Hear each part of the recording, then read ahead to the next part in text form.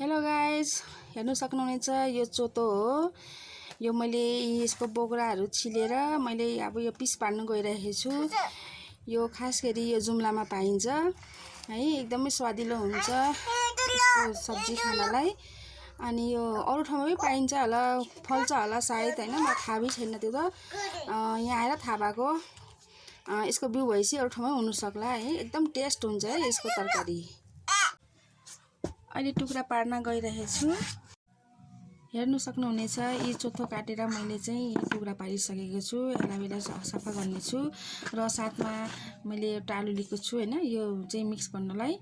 आलु र चोतो बनायो भने एकदम राम्रो हुन्छ हैन, स्वादिलो हुन्छ। हेर्दै जानु होला। चोतोमा राख्ने प्याज काटेर पनि रेडी भइसकेको छ, हेर्दै जानु होला। मैले चाहिँ कुकरमा पकाउन गइरहेको छु। थोरै जिरा राख्ने गइरहेको छु यसमा, अनि साथमा प्याज राख्दैछु।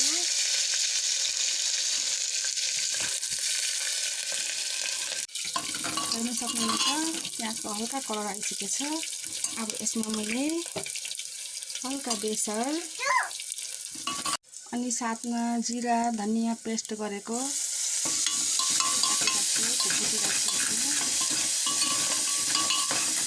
अलिक बेर भुट्न पर्छ है, यसको बेला टेस्ट आउँछ। साथमा थोरै टमाटर राखिदिउँ, यसले गर्दा सब्जीलाई अलिक टेस्ट दिन्छ हैन।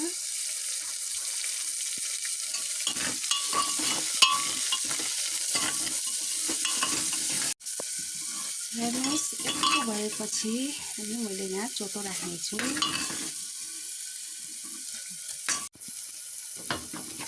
अब यसमा चोतो राख्नु होला